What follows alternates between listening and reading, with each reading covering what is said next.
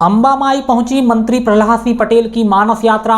मंत्री बोले, एक नदी का समाप्त होना एक सभ्यता और एक जीवन शैली का नष्ट होना है, इसीलिए नदी को बचाइए।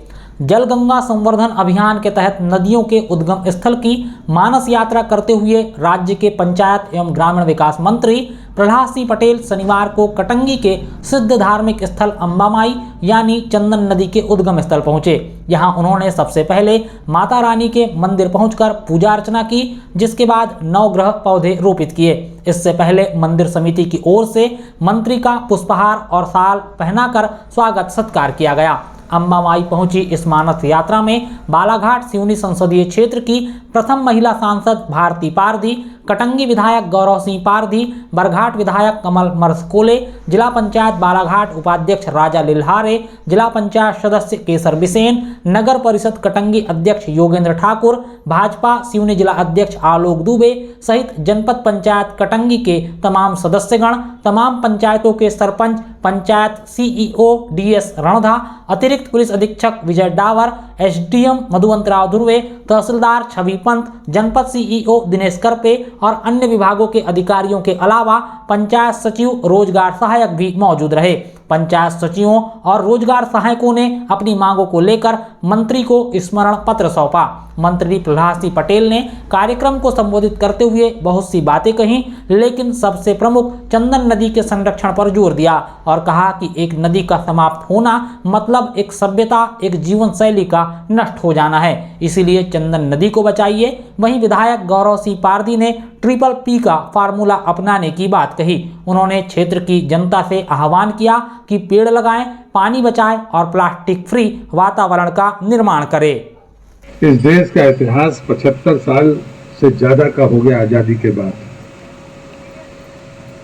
एक बार हमें जरूर पलट कर देखना चाहिए कि एकमात्र प्रधानमंत्री थे नरेंद्र मोदी, जिनने कहा कि नमामि गंगे के आधार पर एक बार हम अपने जल स्रोतों का संवर्धन और संरक्षण करने का प्रयास करें।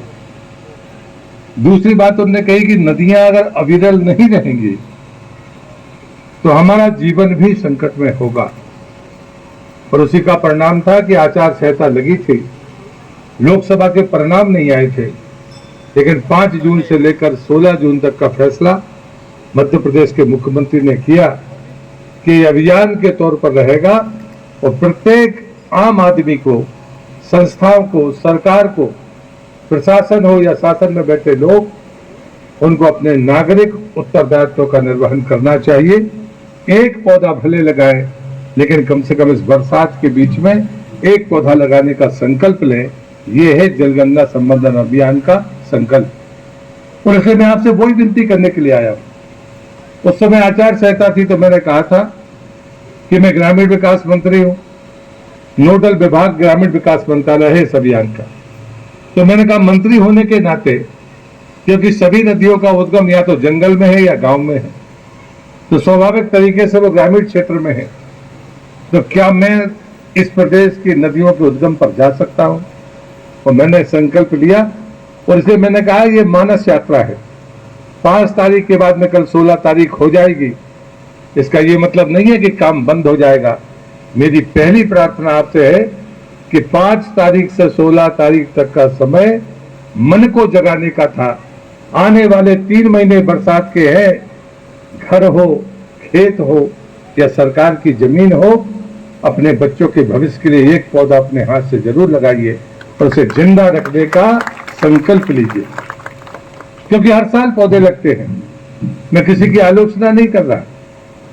हमारी ग्राम पंचायत हो, हमारा घर हो, किसान पौधे लगाता है तो वो जिंदा रख लेता है, लेकिन जब हम मिलकर पौधे लगाते हैं तो वो कैसे सूख जाते हैं।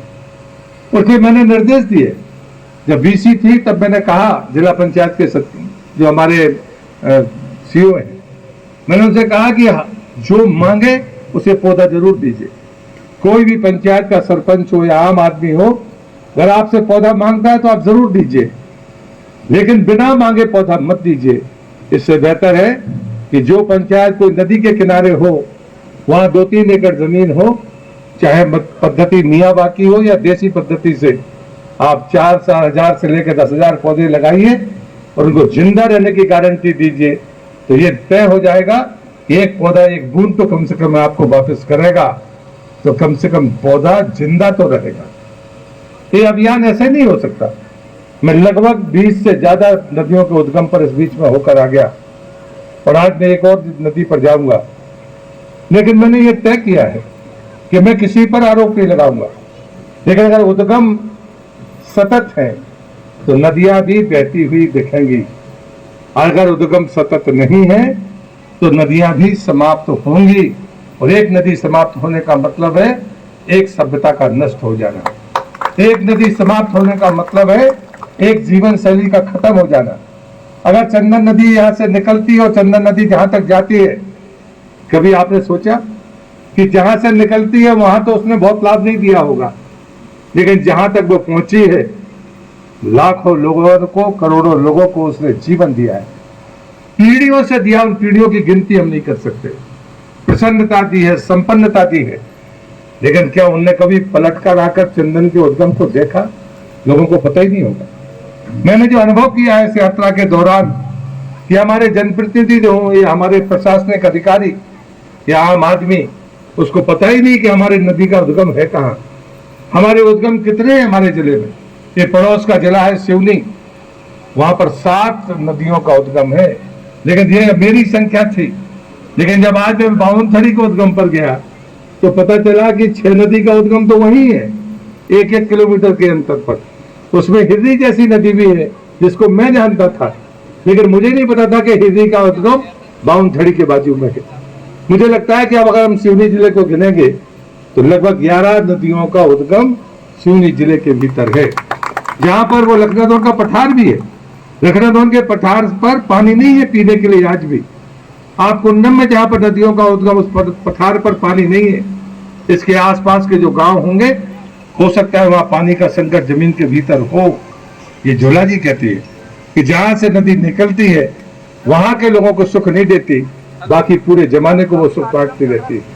और इसलिए मुझे लगता है कि उन सब लोगों की जिम्मेदारी है जो उस नदी के पानी से प्राप्त करते हैं, उनको कहीं ना कहीं कुछ लौटाने का समय है।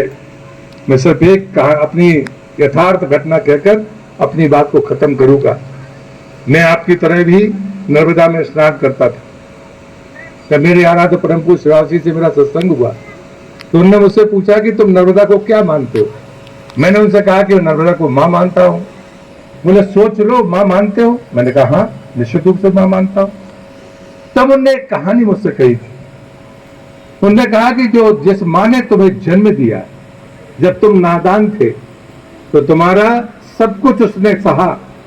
तुमने उसके गोदी में जो कुछ भी किया उस सबको उसने सहा। लेकिन आज अब तुम समझदार हो गए हो, तुम्हारी दाढ़ी मूछें निकल आई है, तुम जन्म देने वाली मां के गोद में ये अपराध फिर से, गलती फिर से कर सकते हो? क्या तुम्हारी मां स्वीकार करेगी? मैं कतई मैं कर नहीं सकता। मां को स्वीकार करने का सवाल नहीं। जब तुम अपने जन्म देने वाली मां के साथ ऐसा नहीं कर सकते तो फिर इस मां के साथ में ऐसा कैसे कर सकते हो? और वो दिन था कि मैं 17 साल तक हम लोग नहा कर जाते थे, तट पर प्रणाम करते थे, लेकिन हमने नर्मदा में पैर नहीं रखा। नहाना तो दूर की बात है। मुझे लगता है कि यदि हम उसको मां मानते हैं तो फिर आकर हम गंदगी उसकी गोद में कैसे डाल सकते हैं? यदि हम समझदार हैं तो, या हम जिम्मेदार हैं तो। मुझे लगता है ये उदाहरण पर्याप्त था जीवन में सुधरने के लिए। लेकिन जब नर्मदा में गंदगी आई तो मैं फिर गया उनके पास कि क्या करेंगे। लोग तो किनारे से तसला से मिट्टी निकाल रहे हैं, कचरा निकाल रहे हैं, पॉलीथिन निकाल रहे हैं। तब उन्होंने कहा था कि स्रोत से गंदगी अगर शुरू हो जाए तो पहले स्रोत से गंदगी बंद करो, ये तमाशेबाजी मत करो। तब हमने कहा कि जल के भीतर जाकर ही सफाई करना पड़ेगी। तो उन्होंने कहा कि यदि माँ बीमार हो जाएगी तो सेवा करोगे कि नहीं करोगे? तो 17 साल बाद सफाई के लिए मैं पहली बार नर्मदा में घुसा। हमने हर हफ्ते 2 घंटे सफाई की, लेकिन हम ज्यादा से ज्यादा आधा किलोमीटर सफाई कर पाए 2 महीने में। तब मैंने तय किया कि नरसिंहपुर जिले में 137 किलोमीटर नर्मदा बहती है। मैं झांसी घाट से शुरू हुआ और जब तक होशंगाबाद की बॉर्डर पर नहीं पहुंच गया मैं अपने घर वापस नहीं आया, और लगातार हम उस नर्मदा की सफाई करते रहे। एक ही मन में विचार संकल्प आया कि जिस जिले में मैं पैदा हुआ हूँ उस जिले में तो माई को साफ कर लूं पूरे देश की जिम्मेदारी पूरी नर्मदा साफ करने की है। हम एक दूसरे पर टालते रहते हैं, हमें अपनी जिम्मेदारी तय करनी चाहिए। मैं इतना कर सकता हूं, अगर मैं एक पौधा 1 साल में लगाऊं और उसको जिंदा रखूं, मैं मानता हूं धरती पर आपने सबसे बड़ा काम किया है अपने बच्चों के लिए। जो परिस्थितियां हैं, मैं जल शक्ति मंत्री रहा हूं, जो चुनौती आज हमारे सामने है, जो नदियों की रिपोर्ट है, उनकी उम्र 50 साल से ज्यादा नहीं है। अगर हमने इसी हालात से अपने जीवन को जिया तो आने वाले बच्चों के लिए हवा और पानी तकलीफ दे होगी। ये सच्चाई है, ये भय नहीं है जिसके कारण लोगों को डराया जाए।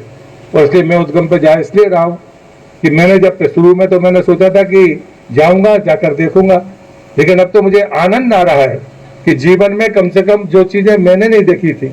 मैं सिवनी में 4 लोकसभा के चुनाव लड़ा, मैं बैंगंगा के उद्गम पर तो गया था, लेकिन बाउनथड़ी के उद्गम में आज जिंदगी में पहली बार गया हूं। मेरे लिए ऐतिहासिक दिन है कि हम इतने सब होने के बावजूद भी मेरे जैसा व्यक्ति वहां नहीं जा पाया। ये चंदन नदी का उद्गम है, एक और जिस उद्गम पर हम जाएंगे, यहाँ तो मैं एक बार आया हूँ, लेकिन उस वाले उद्गम पर तो नहीं गया। ये सच्चाई, इस सच को स्वीकार करना चाहिए कि हम जैसे लोग भी वो लापरवाही के शिकार हुए, हमने भी उस बात को देखा नहीं।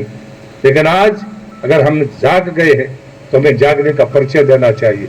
और आज मैं सिर्फ एक ही बात कहूंगा, वृक्ष है तो जल है, जल है तो जीवन है।